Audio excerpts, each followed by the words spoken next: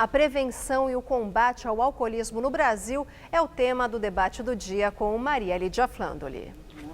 E para falar sobre esse grave problema de saúde pública brasileira, o Jornal da Gazeta recebe a jornalista Bárbara Gância, que já teve atuação de destaque nas principais redações do Brasil, como Estadão, a Folha, o Pasquim, a revista Vogue, Status, a Elle e outros. E ela também é autora do livro A Saideira, publicado pela editora Planeta. Eu mostro aqui para vocês esse livro que é leitura obrigatória, tanto para quem tem um problema de alcoolismo, ou tem na família, ou para quem não tem, para saber como é que é a verdade dos fatos. A Saideira, da Bárbara Gância. E nós recebemos também Zila Vandermeer Sanches Dutenhefner. Falei certo? Mais ou menos certo. Professora da Escola Paulista de Medicina da Unifesp e coordenadora do programa da pós-graduação em saúde coletiva da Unifesp e também autora de mais de 80 artigos sobre o abuso do álcool por adolescentes, jovens e adultos. Bom, gente, eu agradeço demais vocês estarem aqui. Quando as encontrei hoje, eu falei, nessa época em que é tão fácil cair em tentação, que oportunidade boa de podermos falar sobre a questão do alcoolismo. E eu vi no seu livro, Bárbara, assim, o subtítulo, o título, como eu mostrei, A Saideira. E vi o subtítulo, Uma Dose de Esperança, depois de anos lutando contra a dependência. Quero começar com isso. Se existe mesmo esperança de se livrar dessa praga, quem já está atolado nesse drama? Pois é, o problema é justamente quem está atolado, porque as pessoas podem beber à vontade, até nessa época do ano. Quem bebe e não tem um distúrbio de compulsividade, como a Organização Mundial de Saúde define o alcoolismo, o problema é que esse distúrbio de compulsividade, ele leva a uma mudança no metabolismo. Ele leva a uma alteração no metabolismo que essa se instala definitivamente. Então, a professora, a doutora vai explicar melhor, mas é por conta disso que a gente tem que tomar cuidado e tem que focar na prevenção, porque a Organização Mundial de Saúde já tentou taxar, fazer os governos taxarem mais as bebidas, diminuir o horário de consumo de pub, de bar na Europa, acabar com a propaganda, tudo isso, mas para aquela porcentagem da população que vai ter o distúrbio de compulsão, nada disso adianta. O que adianta é a prevenção, que é isso que a doutora... Bom, mas antes da gente falar dessa coisa da prevenção, nós estamos falando de quem, né? Então vamos pensar nisso, porque onde quer que a gente coloque o pé, tem o álcool. Tem. Onde quer que seja. Tem. Mas assim, em eventos, de evento de celebração a velório. Sim. Tem álcool, o álcool está lá, por qualquer razão. Na nossa casa, na casa de amigos, e nos botecos, nas happy hours, por qualquer razão, lá vem o álcool. E quando a pessoa percebe, ela bebe no almoço, ela bebe no jantar e ela bebe à noite. 3 vezes no dia, ela tem a possibilidade de já estar ingerindo álcool em diferentes momentos. Então, eu pergunto para a nossa professora, pesquisadora, é isso, somos todos vulneráveis? Sim. Nós devemos parar para pensar que somos todos potenciais dependentes do álcool? Isso. Então, eu acho que um dos nossos grandes erros como sociedade é imaginar que o problema do álcool só existe naquele grupo de pessoas que se tornou dependente. E, na verdade, isso não é real. Então, o álcool ele acaba afetando a sociedade como um todo e também a parcela dos dependentes. Então, o que a gente sabe hoje é que o álcool ele mata 3 milhões de pessoas ao ano. Mata. Mata. Tá? Essas pessoas eram todas dependentes? Não, a minoria delas era dependente, porque você morre, inclusive, de outras questões que não simplesmente decorrentes da dependência. Então, do ponto de vista de saúde pública, a gente tem que se preocupar com o grupo que se tornou dependente e com aquele grupo, inclusive, muitas vezes, o adolescente que está fazendo a experimentação, faz um abuso pontual e sofre acidente de trânsito, se envolve em práticas agressivas, outras coisas que não necessariamente dependem. Então, a gente tem que olhar para para a sociedade como um todo. E o fato de o álcool ser extremamente aceito na nossa sociedade, como era o cigarro há 40 anos atrás, né? Isso acaba prejudicando demais qualquer ação que nós temos do ponto de vista de legislação. Mudar as legislações, porque hoje o que a gente sabe que a melhor forma de prevenção é através da alteração de leis. É né? o glamour da coisa que atrai muito, né? Os copos maravilhosos, As cores, bebidas, as cores. Não, é que é gostoso mesmo. E fora isso, gostoso, né? E fora isso. O problema é que... outro dia eu estive num programa de televisão e tinha lá um médico e ele falou, mas as mulheres estão bebendo mais, mas por que será isso? Porque elas estão muito estressadas, porque... Não, estão bebendo mais porque as mulheres estão consumindo mais televisão, mais maquiagem, mais viagem, mais passeio. E descobrindo, né? E estão consumindo prazer, mais. né? Então elas, de fato, estão bebendo mais também. Agora, beber é bom. Eu não comecei a beber, a primeira vez que eu bebi na minha vida, eu tinha 3 anos de idade. A segunda eu tinha... Foi porque... Não é por isso que eu me tornei dependente. É que o que eu quero dizer é que eu gostei. Logo de cara, eu senti uma euforia. Eu pegava os copos na cozinha que estavam de uma festa. Com aquele restinho. Com aquele restinho, bebi. A minha mãe falou, tem algo errado. Isso ela me contou, porque eu não me lembro dessa situação. Depois, a segunda vez, foi com os bombons. Você deve lembrar de um bombom que vinha dentro de uma cereja, que tem existe um licor. até hoje. Existe até hoje. Cherry Então, Brandy. esse Cherry. mesmo, exatamente. E eu fazia um furinho e tomava o negócio, minha mãe me encontrou de novo trançando as pernas. Aí, bom, não é à toa que eu tenho 2 bares no primeiro nome, né? Bárbara. E sobrenome de Vermute, né? Quer dizer, é uma desgraça na minha vida. Porque a sua família minha família é produtora de vinho. vinho. Quer dizer, olha, só desgraça. Mas a questão é a seguinte, eu só escrevi esse livro agora e eu estou notando que ele está com muita gente interessada, mas muita mesmo. Eu nunca imaginei, hoje uma amiga minha foi à livraria, ela me mandou uma foto que eu até pus no meu Instagram, dizendo que o livro está ganhando na livraria tal, está ganhando da Yuval Harari e da Michelle Obama, está em primeiro lugar no não ficção. Olha. Isso significa que existe um forte interesse pela coisa. E para essas pessoas que estão se interessando, eu queria dizer só que é possibilíssimo a gente parar de beber e voltar a ser feliz. É penoso, é trabalhoso. É a esperança, foi aquela minha primeira pergunta. Mas é verdade, a gente consegue parar de beber e consegue dar risada, sair, ir para festas, ver outras pessoas bebendo e não ter saudades daquele monstro que eu me tornava, que você viu, você leu, você sabe que eu cheguei a perder um olho. E aí, nesse livro, A Saideira, é um relato de uma experiência existencial e um relato pungente. Você, lendo o livro, existe aí, do ponto de vista assim, da identificação de pessoa.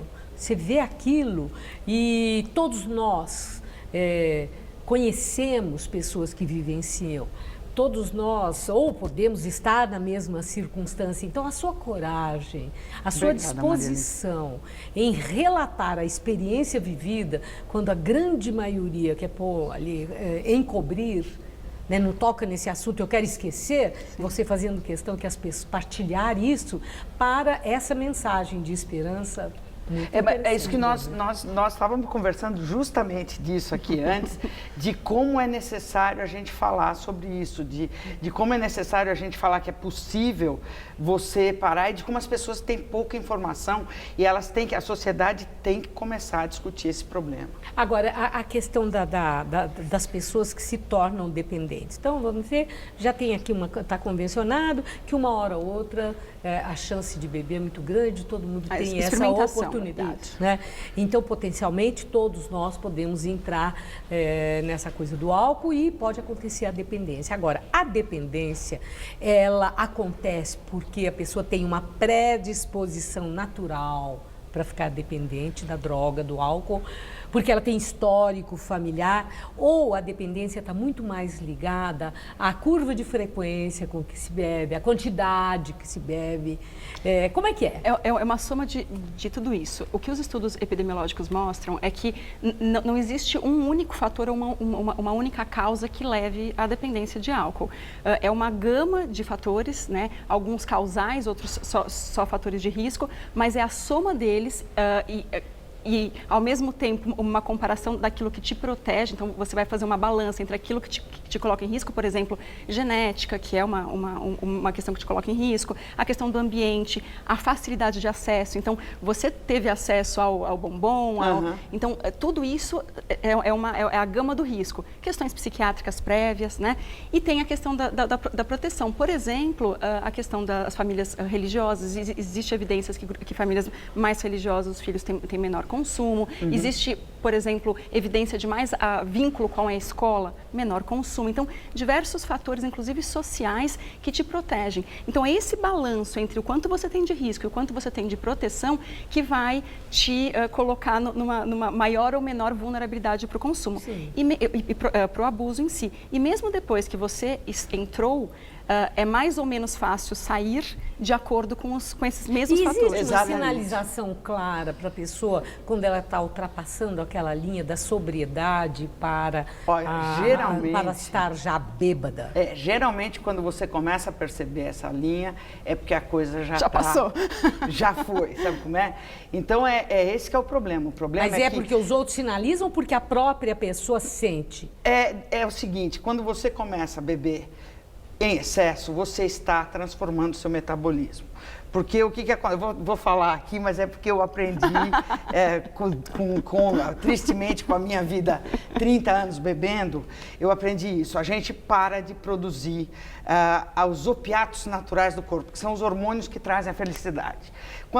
O corpo funciona sempre em modo econômico. Quando você está bebendo muito e frequentemente, as suas células percebem que a euforia está vindo de fora. Então, você para de produzir tua suprarrenal, sei lá o que é, a hipófise, para de produzir dopamina, serotonina, essas coisas que dão prazer.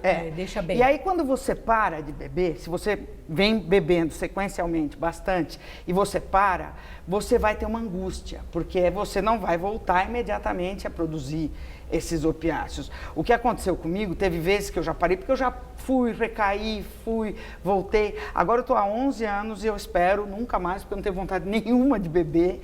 E meu pai e minha mãe já morreram, por isso que eu escrevi o livro só agora, entendeu? Também para estar certa aqui. E você cai numa angústia tão grande que você leva, às vezes, eu já levei 3 anos para voltar a produzir. E você não pode tomar um remédio. Tempo, hein? É muito tempo de angústia para você não voltar a beber. E você não pode tomar também um remédio. Hoje em dia tem alguns remédios que dá para tomar, mas você não pode tomar um remédio que altera o humor, sabe? Remédio para... Um aditivo.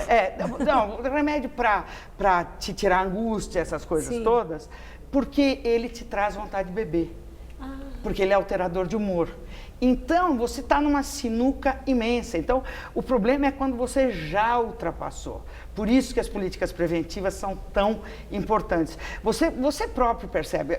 Eu frequento um grupo de autoajuda que ele faz umas perguntas. Você chega lá e fala, acho que eu tenho um problema de bebida, será que eu sou alcoólatra? Muita gente faz essa pergunta. Será que eu sou? Será que meu cunhado é? Meu cunhado geral, certamente... as pessoas dizem, eu não sou. Mesmo quem é. Isso eu já ouvi quem é. muita gente. Exatamente, Sim, eu controlo. Principalmente Exatamente. Eu paro quando eu quiser. Sim. Eu também achava isso. E outra coisa também que eu sei que é dito, que já me foi falado também, é dizer assim, e isso não é problema da minha família, isso não é problema de ninguém, é problema meu. O problema é que Não quando é você verdade. fala isso, se você tem diabetes, por exemplo, você fica alterado o seu metabolismo e você tem mais vontade de comer doce. Aí é um problema seu e ninguém vai te chamar de fraco se você for comer um doce e tal. Mas se você bebe, você vai dar vexame, você vai ter encrenca com a polícia, você vai colocar fazer outros coisas, em risco. vai gastar dinheiro, vai comprometer o bem-estar da sua família, dos seus filhos. Então, não é um problema individual. Então, é uma doença social. A gente fala que... Bom, doença social. Já foi falado aqui sobre a propaganda e queremos falar do poder público e temos 5 minutos só. Acabaram de me avisar. Então, vamos falar primeiro desse lado, sobre a propaganda.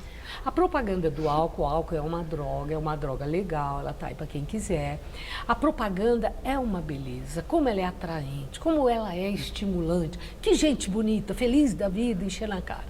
Quer dizer, a gente fala encher na cara, fica um pouco pesado. Mas é isso mas mesmo. é bebendo, até elegantemente, aquela coisa isso toda. mesmo.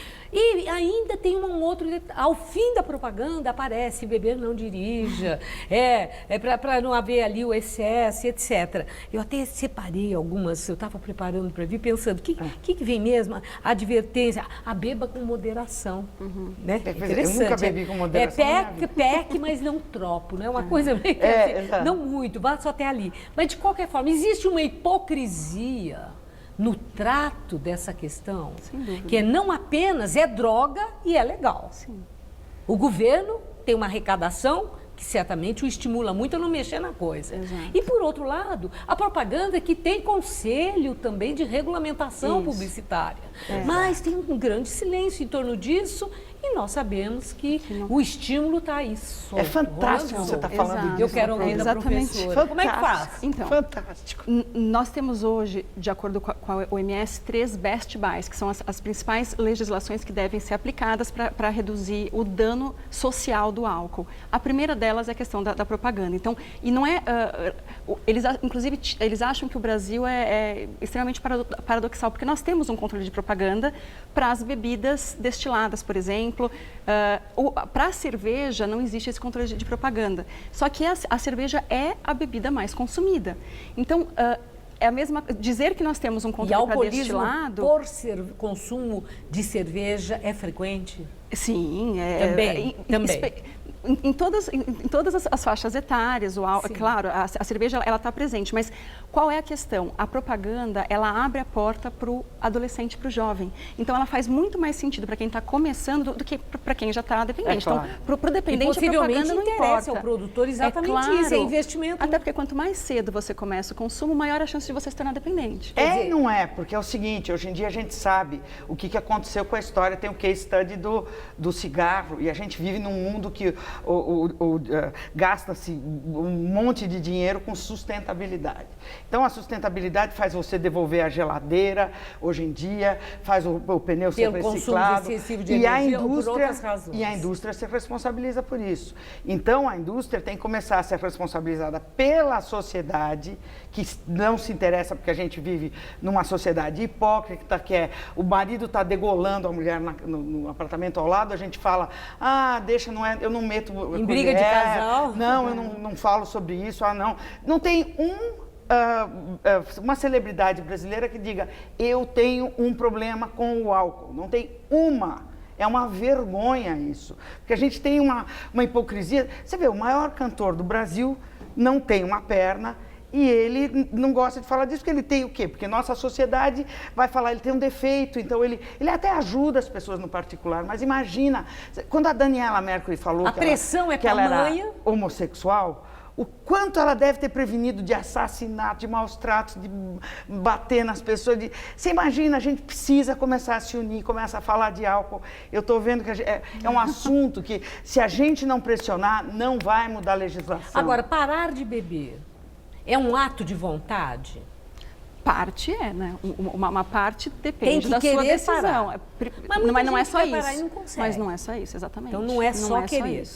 Geralmente quem quer parar, é bom ter um grupo de ajuda, quiser ir no psiquiatra, na terapeuta, nessa coisa toda, vá, isso é muito bom. Só que se você for tentar parar de beber pela approach, pela enfoque psicanalítico ou qualquer coisa, você vai levar 35 anos. E o negócio é que você precisa levar pra amanhã, no máximo hoje, entendeu? Você tem que parar hoje. Exato. Então, o bom é ir no grupo de ajuda, faz terapia. Alcoólicos Anônimos é grupo de ajuda? É a coisa mais maravilhosa que você pode descobrir na sua vida, até para quem não bebe é muito bom. Tem também para os parentes que querem entender o que está acontecendo, é o Al-Anon, é lá que eu vou e é lá que a maioria das pessoas no mundo consegue controlar a sua bebida, é no grupo de ajuda dos Alcoólicos Anônimos, Narcóticos Anônimos, são grupos maravilhosos.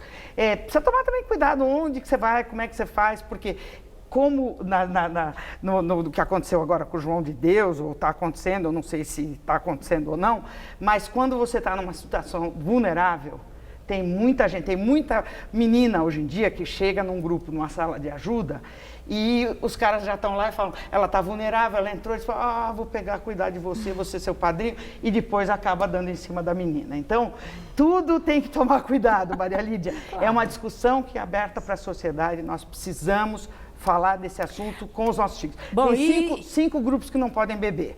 Grávidas, evidentemente, gente que está tomando remédio de tarja preta, gente que vai dirigir ou operar maquinário pesado, gente como eu, que abusou a vida inteira, então não pode mais beber, e, por último e mais importante, menores de idade. Por quê? Porque o menor de idade está formando as suas sinapses e ele precisa, e não tem maturidade para isso, então precisa conversar. Ai, gente, o tempo terminou e eu tenho um pesar imenso em nós encerrarmos essa conversa, pelo tanto que todos estamos aqui nessa troca, aprendendo muito com vocês. Eu tenho certeza disso. E já fica um convite para uma volta. Vamos. Porque ficamos devendo. Qual é o papel do Estado, do poder público? Qual é a responsabilidade para um problema de saúde pública dessa gravidade que é o alcoolismo? Muito obrigada. Parabéns. Uma boa noite. Boa noite, obrigada, Muito Luciana. Obrigada.